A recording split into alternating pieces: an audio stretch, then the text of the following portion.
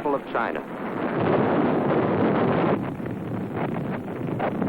This, the great city of Shanghai on a September day in 1937. This, the fearful beginning of a new kind of war. This, the first mass bombing from the air of a helpless civilian population.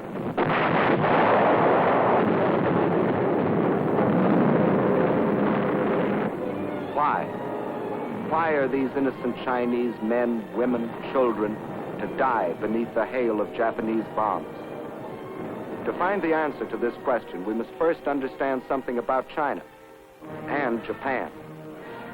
And to understand China, three facts must never be forgotten. China is history. China is land. China is people. Chinese history goes back for more than 4,000 years. That's a long time. It was only 168 years ago that Washington crossed the Delaware. Only 452 years have passed since Columbus discovered America.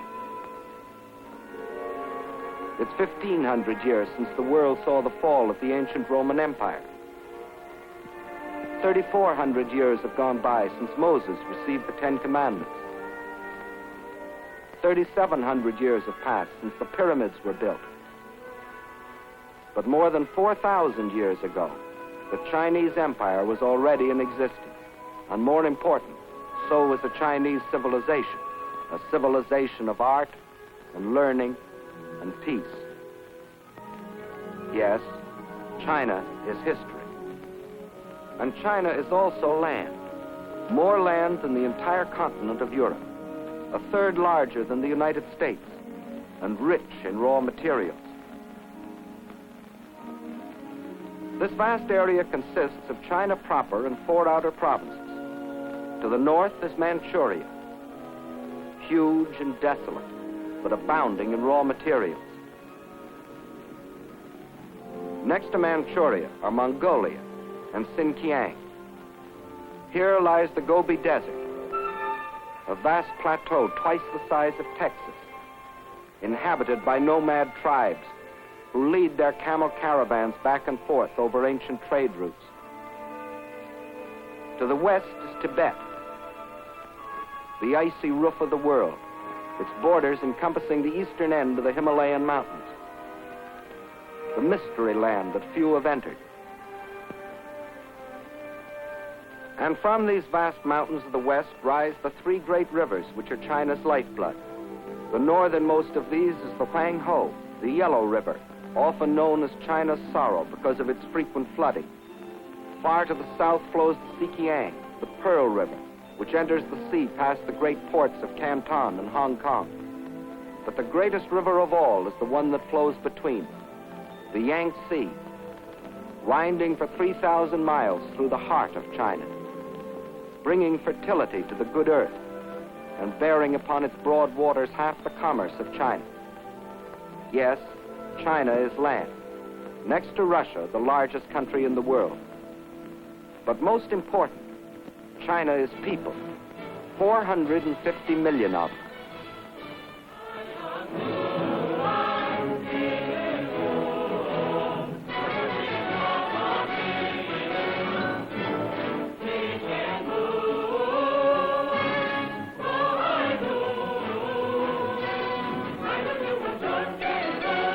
If the whole population of China were to walk past you, 4 abreast, there would never be an end to the procession, for new Chinese would be born and would grow up before the last man could pass by. Of every 5 persons on the face of the earth, 1 is a Chinese. And since 1/5 of all the human beings in the world are Chinese, we should know what sort of people they are. Well, in all their 4,000 years of continuous history, they have never waged a war of conquest. They're that sort of people. They developed the art of printing from movable type. They invented the mariner's compass, without which no ocean could be crossed.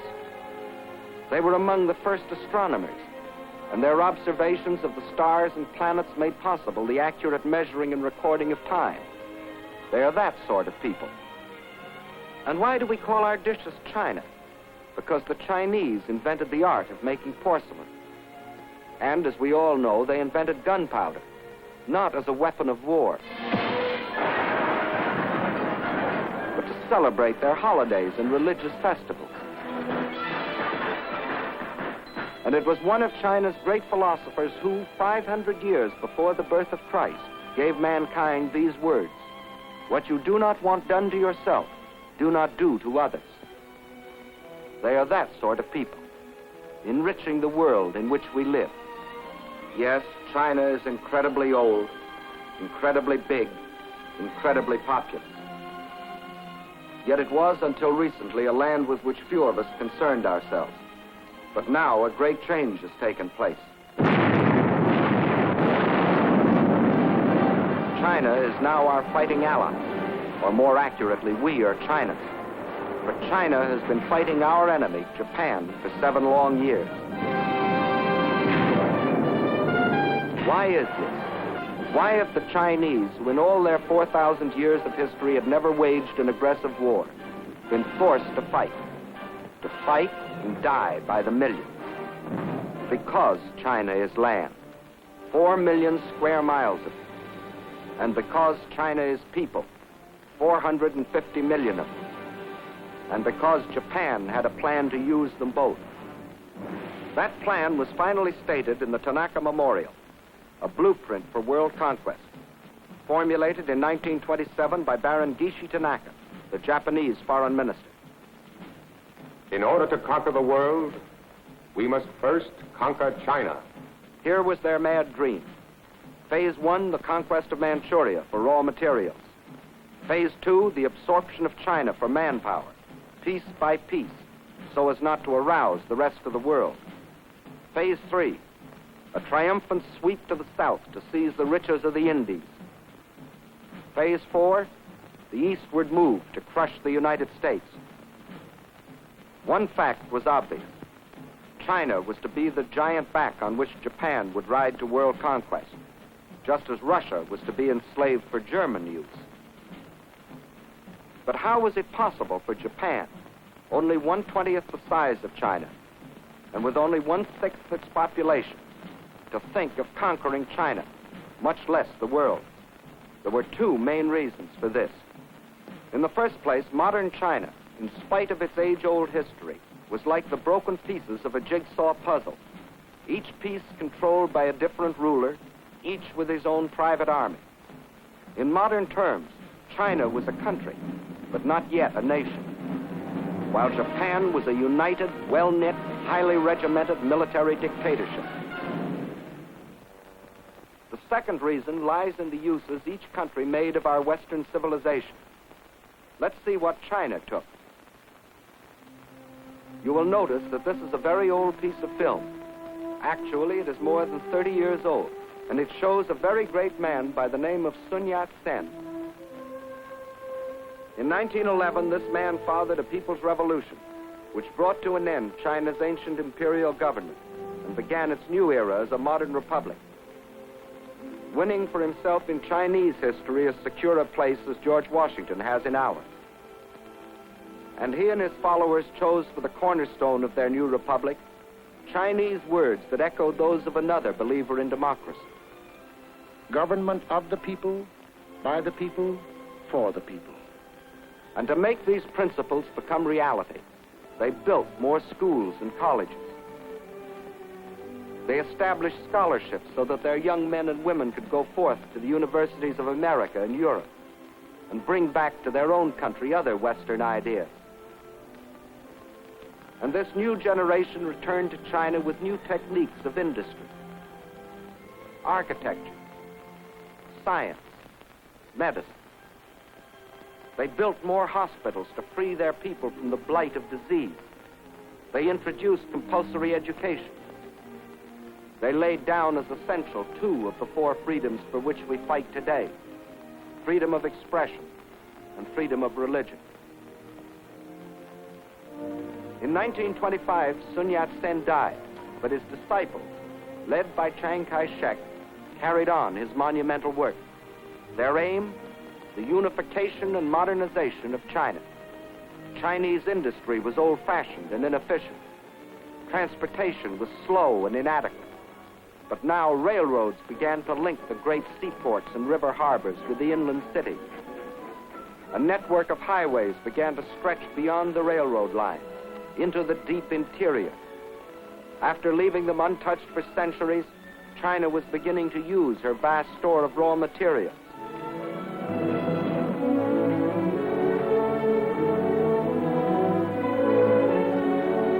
And soon the tools and machines of the new factories were delivering the goods and products for China's new economy.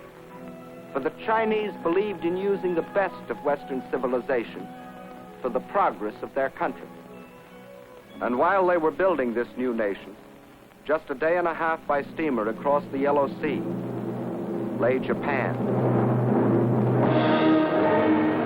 Here the God Emperor and his fanatic warlords were using this same Western civilization for one purpose and only one: to create one of the world's most powerful war machines. Their aim, the absorption of China and the fulfillment of the Tanaka Memorial.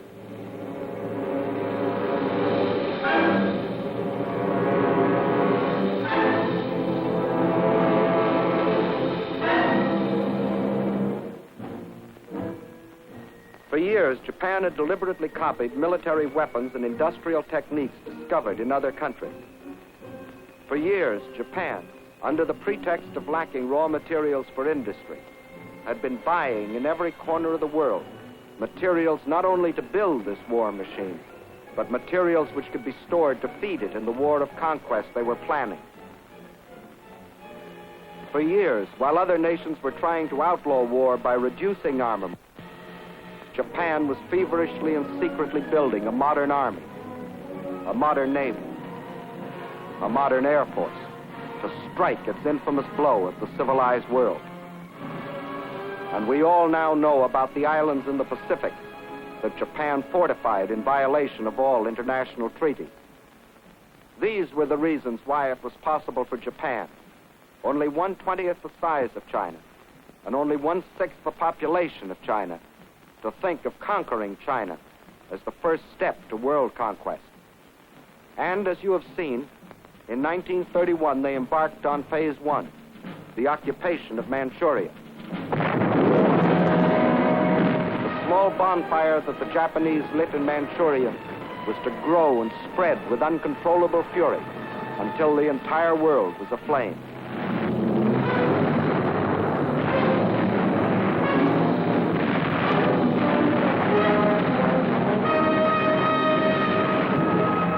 Phase 1 of the Tanaka Plan was completed, and exactly as planned.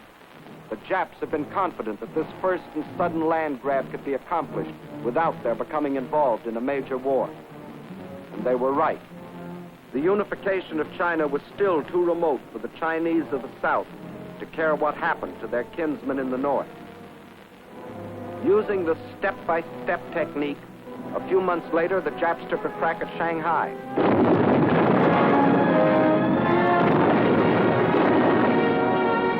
Chinese resistance was so great they hastily called that deal off, waited another year, and then struck in the north again, carving the province of Yehol out of China proper.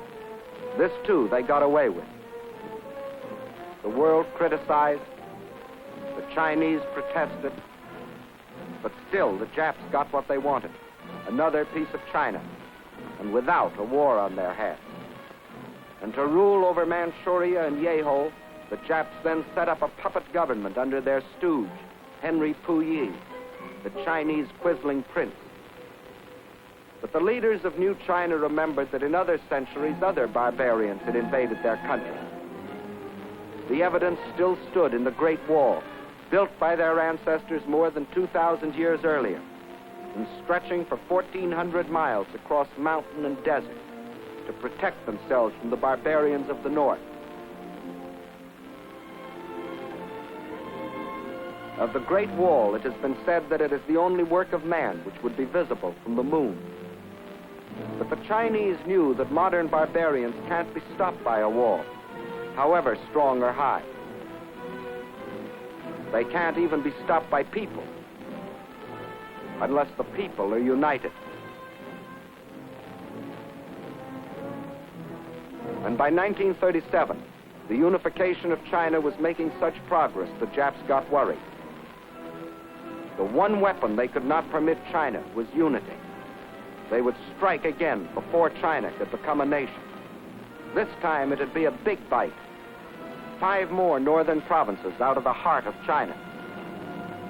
At the United States Embassy in China as military attaché for a number of years was Colonel William Mayer. Let him tell you what happened. First thing the Japs did was to prepare their usual fake alibi. This time it wasn't a damaged railway track as it had been in Manchuria in 1931. A Jap soldier had disappeared. Obviously he'd been kidnapped by the insolent Chinese. Once more, Japan's honor had been insulted. Once more, the insult must be avenged. So, on the night of July 7th, 1937, at the Marco Polo Bridge near Peking, the Jap war machine struck.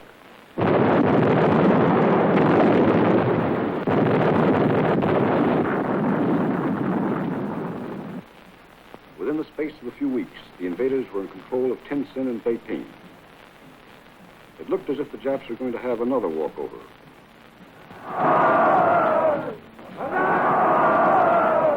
Now the Japs sat back to digest and organize this new conquest. The peace-loving Japanese didn't want a war if they could get their land grabs without one. But this time they were in for a rude surprise.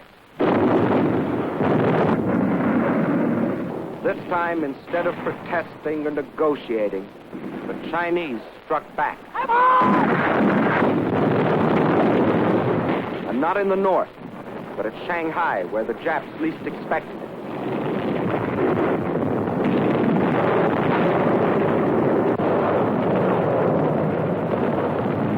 To understand the fighting that followed, we must know something about the city of Shanghai itself. Situated near the mouth of the Yangtze River, it is the biggest city in China. As the largest seaport in the Far East, it dominated the commerce and foreign trade of China. And through its great docks and channels passed most of the wealth of the Orient. In Shanghai, truly the East met the West.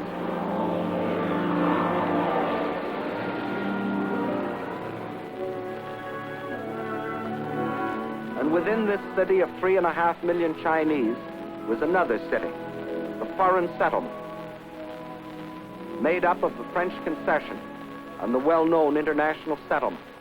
There, the various powers, including Great Britain, the United States, and Japan, had stationed detachments of troops, Japanese, British, French, and our own United States Marines, to assist the police of the Shanghai Municipal Council in the preservation of peace and order, and to protect the boundaries of the international settlement.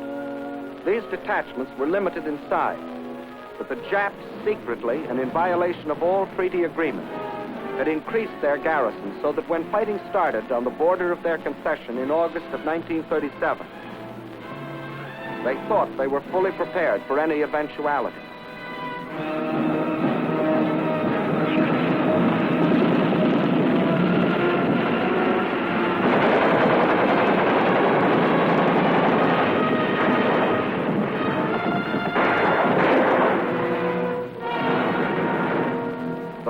Of the Chinese counterattack almost drove the Japs into the Wangpu River.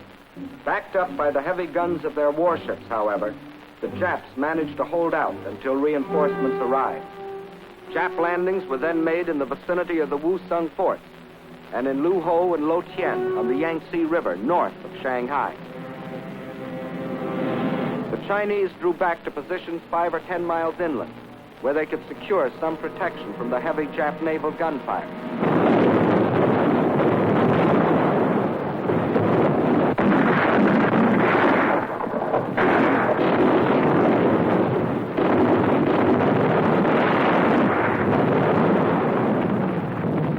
At the same time, the invaders succeeded in making a surprise landing some 20 miles to the south of Shanghai. put 2 divisions ashore and pushed rapidly north to outflank the city.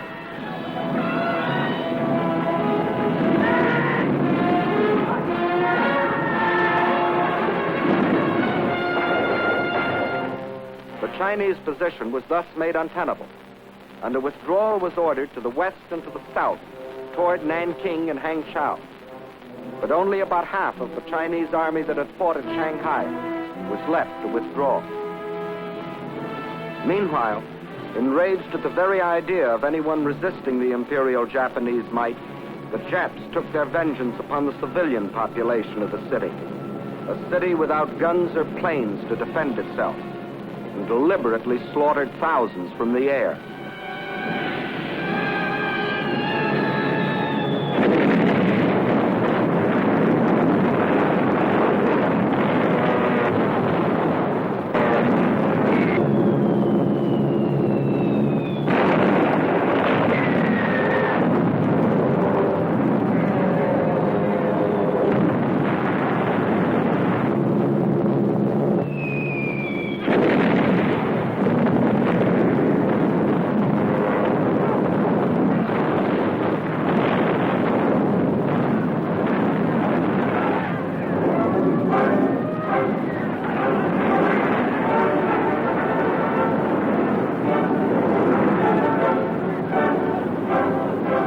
There was refuge inside the international settlement, where Japan was afraid to bomb the property and people of the foreign powers, just yet.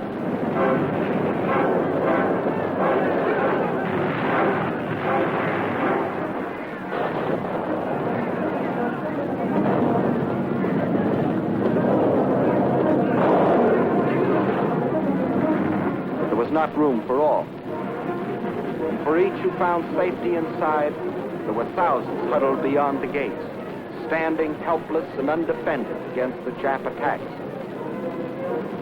There was no escape for these surging and panic-stricken people. They could only scurry through the narrow streets, pushing and packing themselves into the center of the city, to be trapped and buried alive in the collapse of bombed and burning buildings.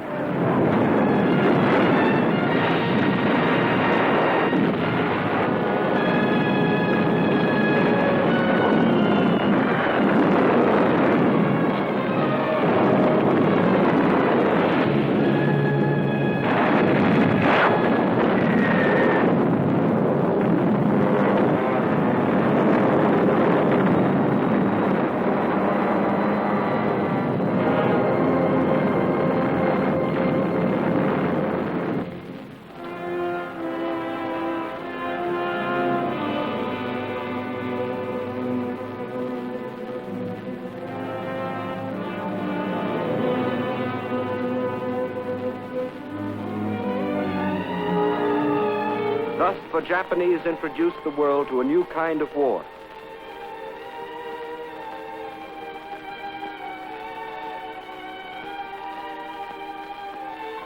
A war of deliberate terrorization, of deliberate mass murder, of deliberate frightfulness.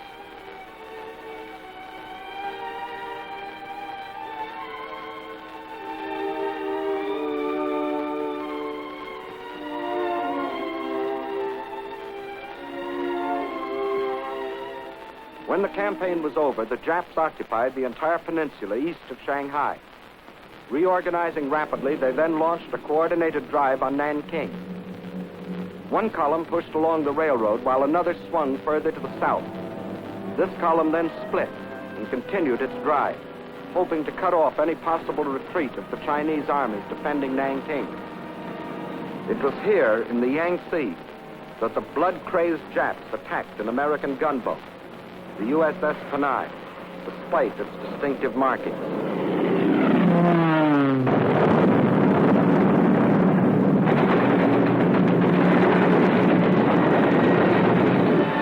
The ship was bombed and sunk with the loss of American lives. The first American warship to go to the bottom in this war. But officially, at least, this was a mistake, and the Japanese government apologized. Meantime, at Nanking, Chinese armies valiantly defended their city, which was the capital of the Chinese Republic.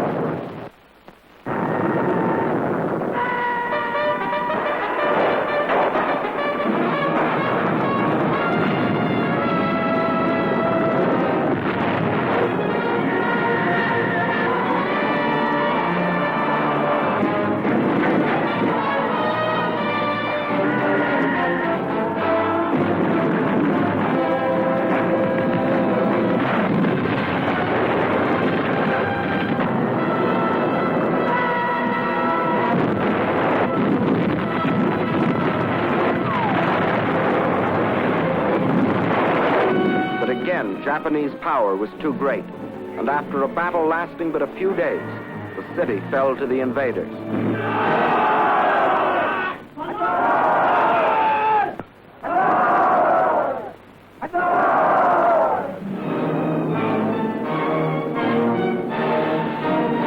In their occupation of Nanking, the Japs again outdid themselves in barbarism. The helpless populace was trapped by the city walls and could not flee. The Japanese soldiers went berserk. They raped and tortured. They killed and butchered.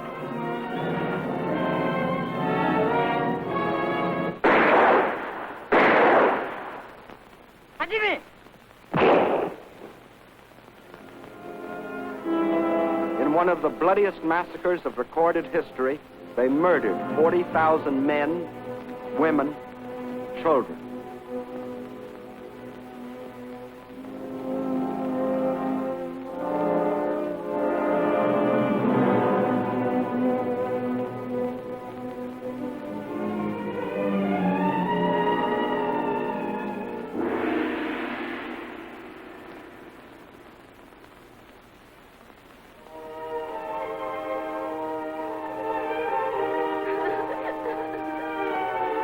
Those who lived might better have died, for the horror of their twisted and torn bodies was worse than death. These scenes were photographed by an American missionary and smuggled out of China after the rape of Nanking.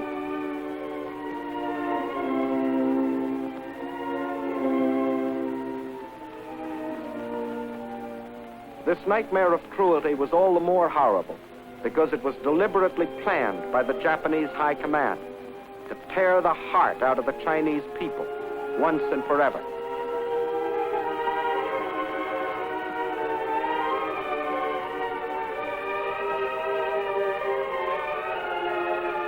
And then it happened. That which Sun Yat-sen had dreamed of, that which Chiang Kai-shek had toiled for, that which is stronger than stone walls had at last born in China, the will to resist. 青年们，有钱的出钱，好，来打倒日本人，一定要打回老家去。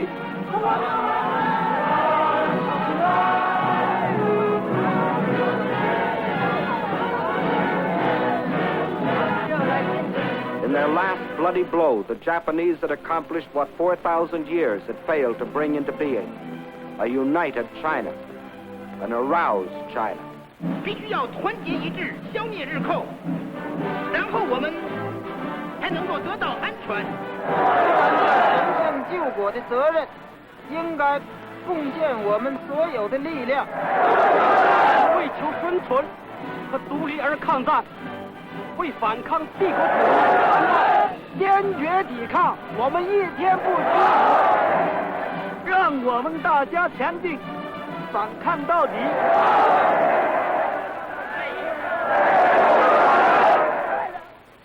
But the Chinese knew that the will to resist was not by itself enough. They knew that China must develop the power to resist also. And this cannot be created in an instant. So they too made a plan.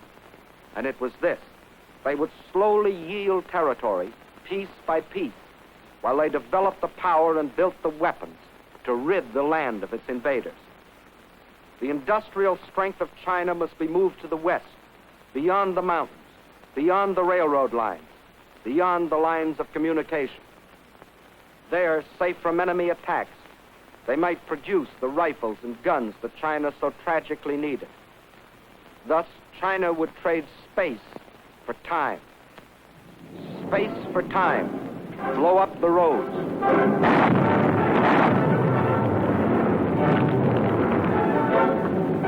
Space for time. Scorch the earth.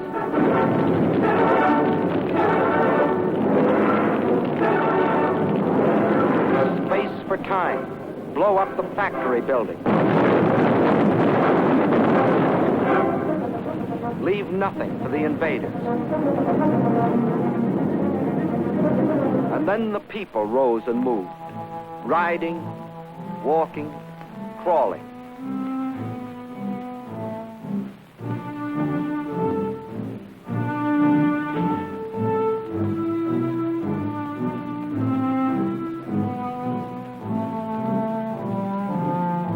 30 million of them, spontaneously driven by an epic impulse, rose and made their way westward.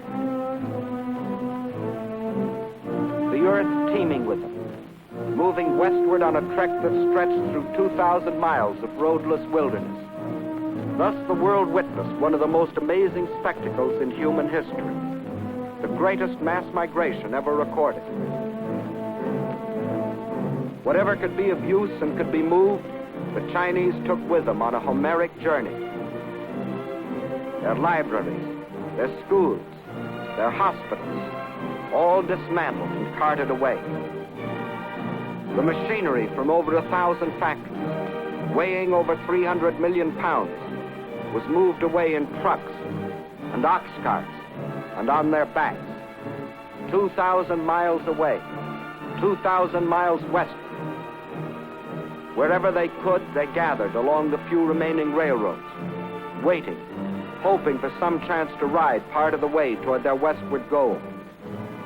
And when they had packed the last train with the last ounce of humanity and machinery, the tracks themselves were taken up, rail by rail, tie by tie, to be transported westward, to leave nothing for the enemy.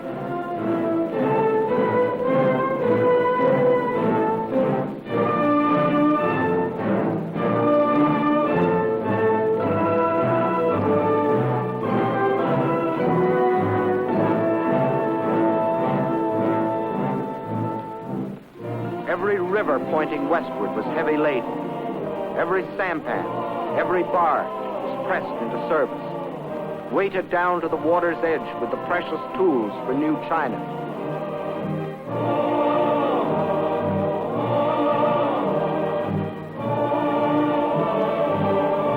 Nothing could stop them, not even the rivers that narrowed into mountain gorges. Westward with their loads of machinery, more precious than gold.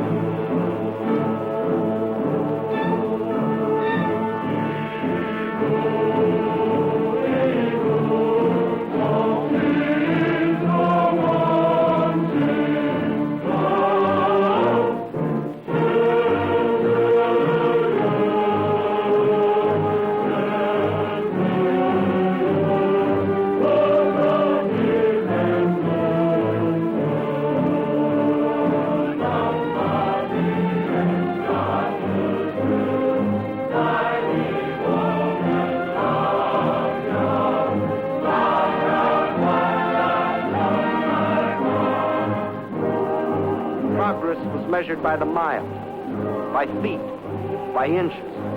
The trail they broke was moistened every step of the way by their sweat. Where there were no trains, no boats, no ox carts, there were still willing hands and willing feet and straining backs. 30 million people moving westward, westward from the invader, westward from slavery and death, westward to freedom.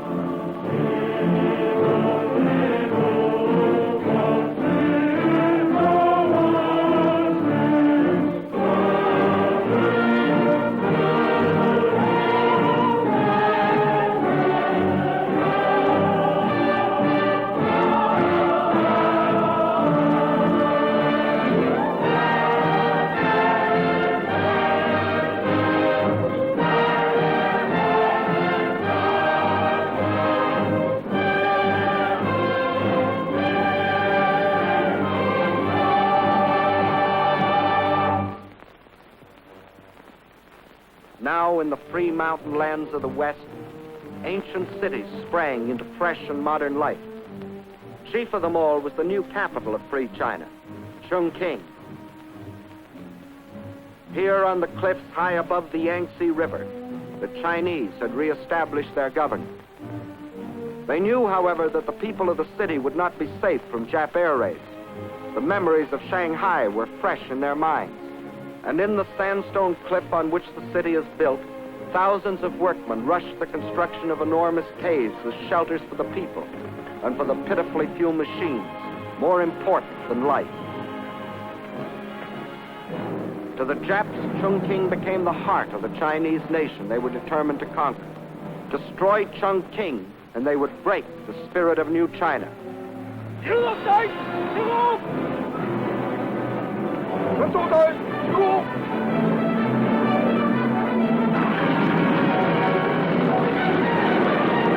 As they couldn't reach the city by land, they would send their bombers to blast it from the face of the earth.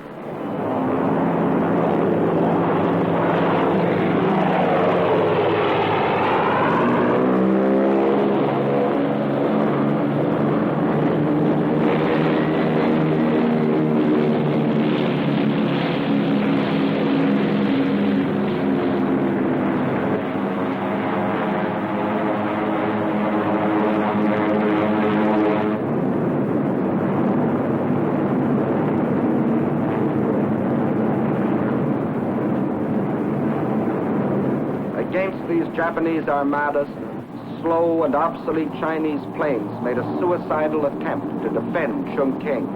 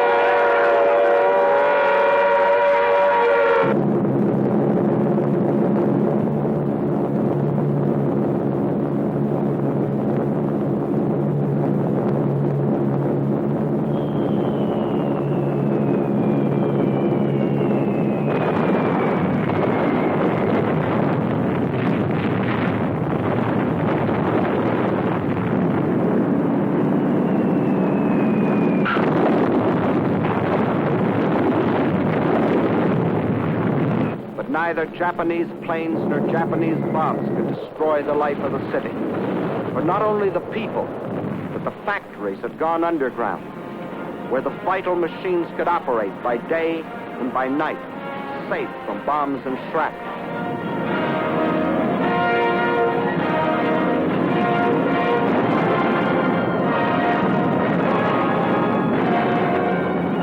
This time, the Chinese had anticipated their enemy. In spite of bombs and fire and destruction, this time the Chinese stood fast.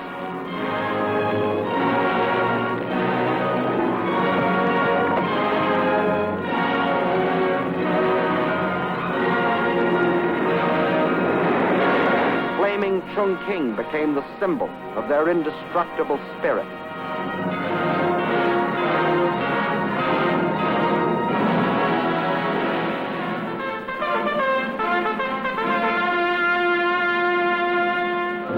Now the call to arms sounded throughout New China.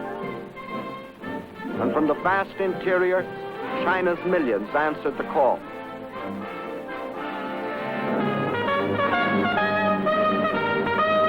They came from the south and from the north, from the east and from the west, to form a people's army. With a new faith in their hearts, men and women left their homes and farms to fight for something bigger now than each man's home, and each man's farm, and each man's life. They were fighting for New China.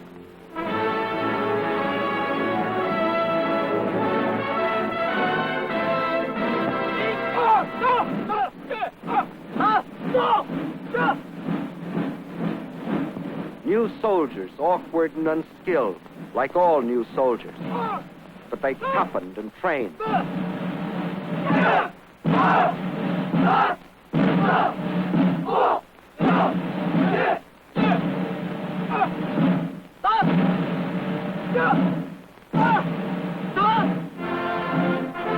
They learned the discipline and order of drill. They knew they must strike and strike hard.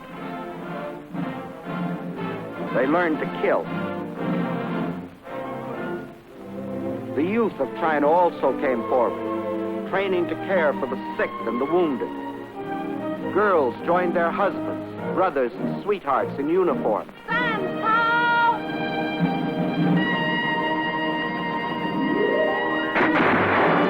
And to the aid of China came volunteers from other lands, men who pledged themselves to fight against tyranny and oppression no matter where. Americans like the legendary Colonel Shino and his Flying Tigers, who, with their few American planes, were knocking down enemy planes at the fantastic ratio of 20 nips to one of their own. The Japs had hoped to ride to world conquest on the back of the giant Chinese workhorse. Phase 2 of the Tanaka Plan called for breaking the horse to their will, but the great patient horse refused to be broken. The enraged Japs saw their whole plan of conquest bogging down. So they set out to drain the giant's strength by cutting the arteries through which flowed China's lifeblood of supplies. They penetrated along the rivers. Railroads destroyed by the Chinese were rebuilt with slave labor as the Japanese moved inland to secure control of key rail lines and important communications. And China's supply lines from the outside world were cut off by Jap warships blockading the coast. The Japanese strategy was the isolation of China. Port after port was occupied. This meant China was being cut off from supplies she couldn't manufacture for herself. Supplies she was getting from her Western friends. Without oil, gas, guns, and planes, China was doomed. With the whole of the Chinese coast in the hands of the Japs, there would only be two routes over which to bring the vitally necessary materials. From Indochina, a narrow-gauge railway ran inland from the sea to Kunming, connecting with a truck road that went to Chongqing. But its capacity was limited. And then there was the old trail of the camel caravans from Russia across the Gobi Desert, which could bring in even less. Not only did these routes provide too little for China's needs, but they were too near Jap territory to be safe. There was only one other possibility. In Burma was a railroad that ran from the port of Rangoon to Lashio. Separating it from the truck road at Kunming were hundreds of miles of high mountains and deep river gorges. If this stretch of tortuous mountain trails could be replaced by a modern highway, where now only pack trains could pick their plodding way, China would have a practical supply route to Burma from the sea. Several internationally known firms of engineers were called in to do the job. They said the work might be completed in 6 or 7 years, if China could supply them with the most modern machinery. But China didn't have the modern machinery, nor did she have the 6 or 7 years. So she began building the road with her bare hands.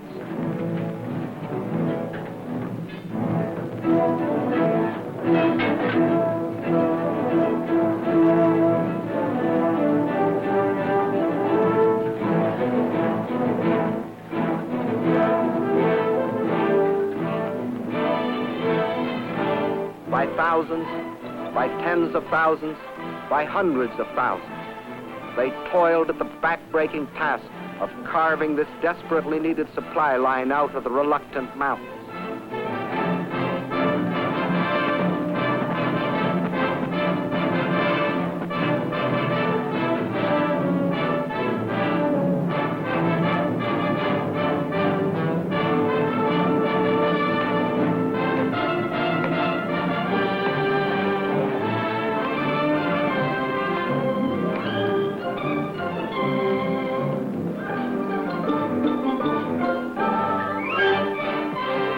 Out of their toil and their sweat, they created the Burma Road.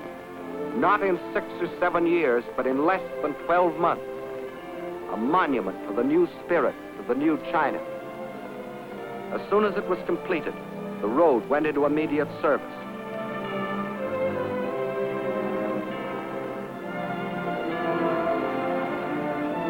By thousands, the trucks shuttled back and forth between its terminals,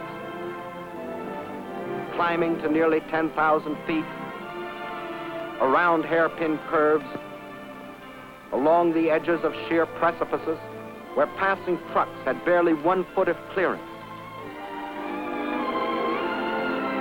And the blood plasma of new supplies flowed steadily over China's lifeline to the sea, protected by Colonel Chenault's incredible flying tigers. But Chinese sacrifice cannot be measured only in miracles of construction.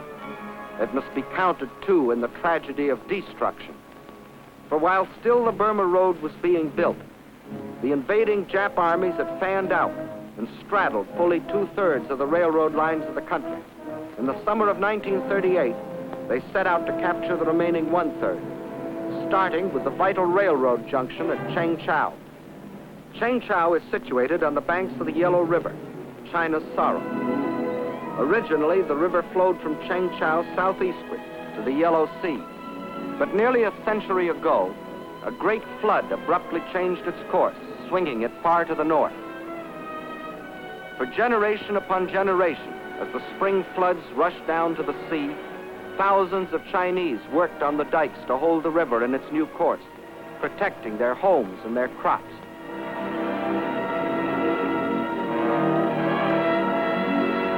Now, as the Japs advanced on Chengchao, the Chinese blew up the southern dike of the Yellow River, thus loosing a flood between themselves and the Japs.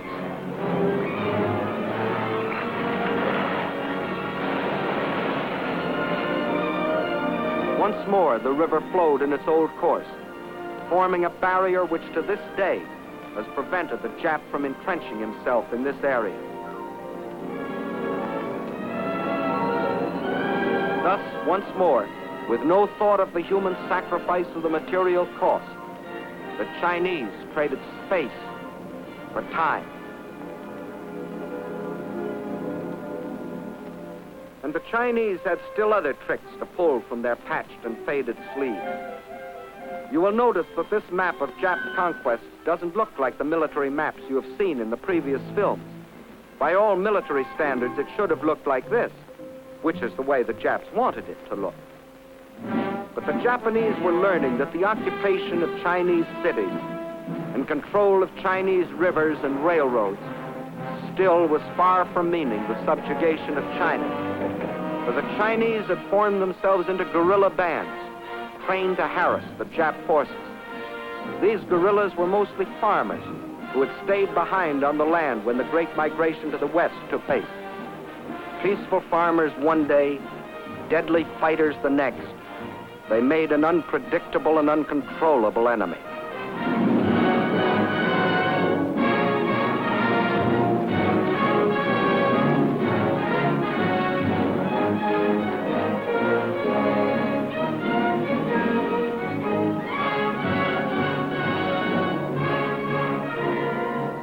The Japs held the lines of communications, but in the pockets thus formed, these unconquerable guerrillas constantly sniped at the Jap invaders. When the Japs tried to annihilate them, they disappeared, only to reappear in another pocket.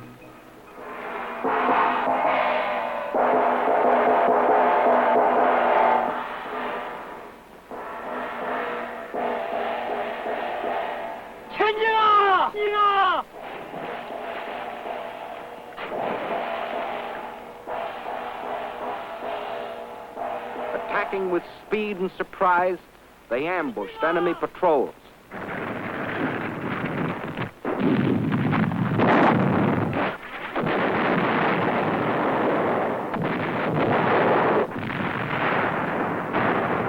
The Japanese were fighting more than the Chinese people. They were fighting the Chinese land, the great distances, the rivers, the floods, the swamps and marshes. These, too, were enemies that defied the Jap war machine. The giant back Japan intended to ride to world conquest was proving to be a bucking bronco. Phase 2 of the Tanaka Plan had bogged down in what the Japs still referred to as the China Incident. This left them in a fateful quandary. Phase 2 of the Tanaka Plan was still incomplete, but Phase 3 and Phase 4 could no longer be delayed. In Russia, the overwhelming German offensive was taxing Russia's military capacity to the limit, removing any Japanese fear of Russian interference. Britain, after the sledgehammer blows of Dunkirk and the Battle of Britain, was left groggy and militarily almost exhausted.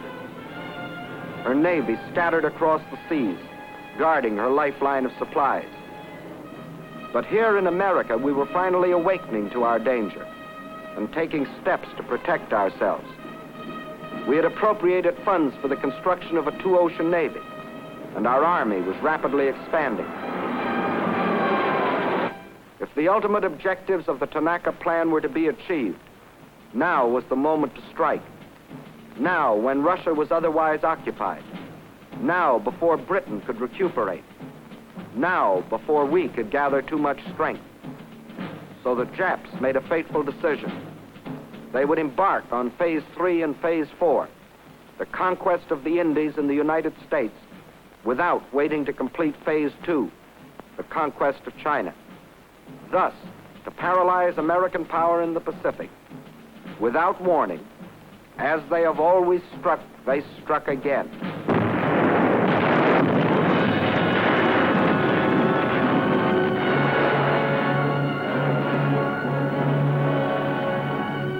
According to all the rules, China's position should now be greatly improved. For in her war with Japan, China now had fighting allies. Ourselves, the British, the Dutch. But it didn't work that way for China. For in those tragic early months of 1942, when we sustained defeat after defeat at the hands of our common enemy,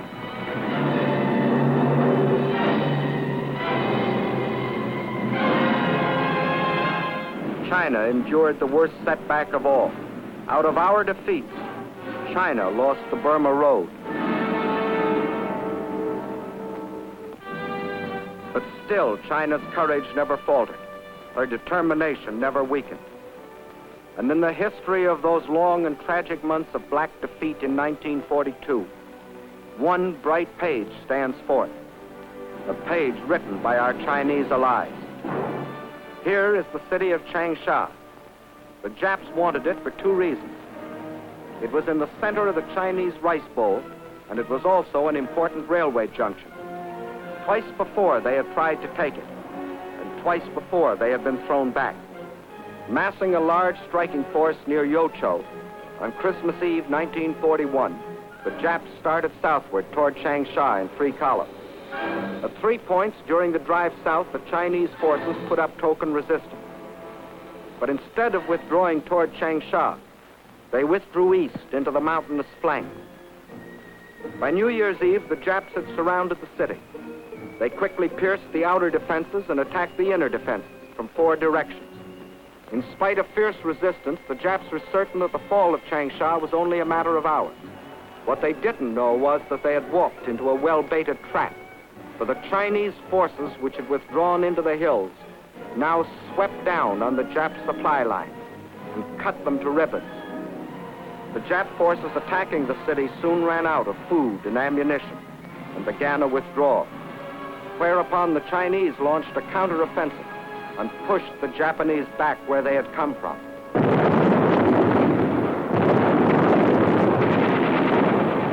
The Jap column was forced to run the gauntlet of continuous attack by the pursuing Chinese forces.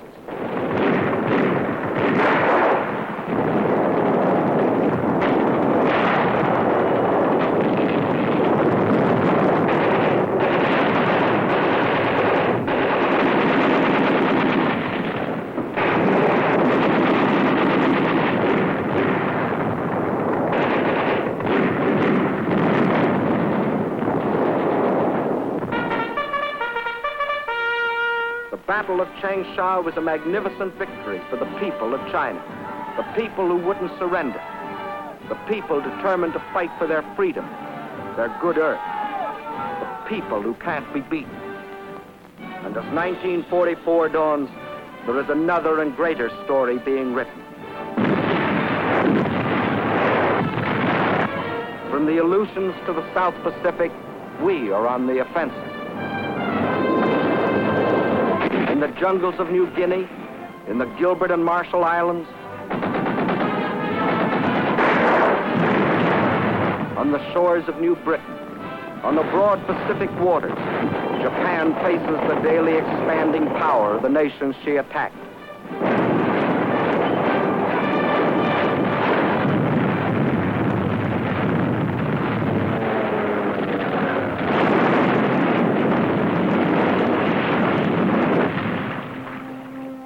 And in India, American, British, and Chinese forces are gathering strength under Lord Mountbatten for the liberation of China.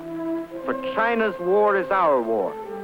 And now her millions belong not only to United China, but also to the United Nations.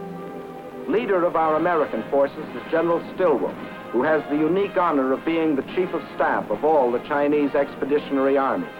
Division after division of picked Chinese troops are being flown in our planes from China to India, where they are armed and equipped with the most modern American weapons. Trained and hardened to spearhead the coming drive against Japan. Through enemy-held territory in northern Burma, the new Lido Road is being pushed. Over mountains, through jungle and swamp, from India to China, to connect with the old Burma Road. In the jungle on either side, American and Chinese patrols protect the road and strike at the Japs. Their supplies and ammunition brought in by plane and parachute.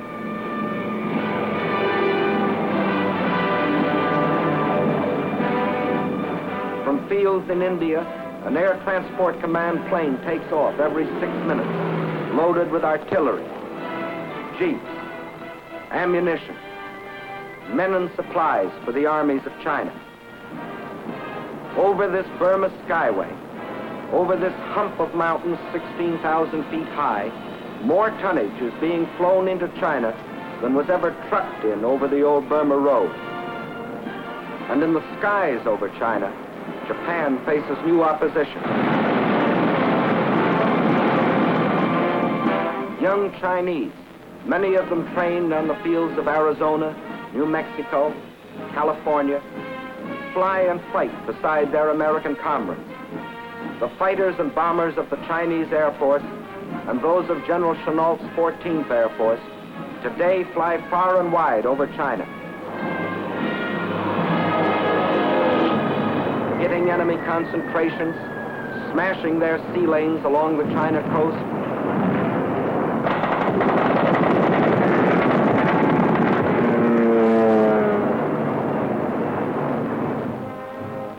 The same people that moved a nation 2,000 miles, that built the Burma Road, are building airfields out of stones, mud, and patient, tireless hands.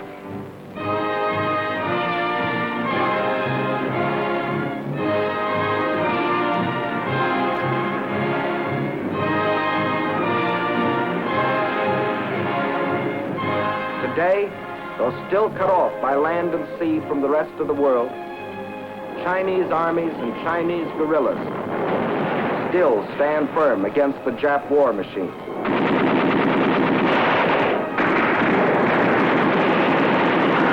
The oldest and the youngest of the world's great nations, together with the British Commonwealth, fight side by side in the struggle that is as old as China herself, the struggle of freedom against slavery, civilization against barbarism, good against evil. Upon their victory depends the future of mankind. We in China, like you, want a better world. Not for ourselves alone, but for all mankind. And we must have it.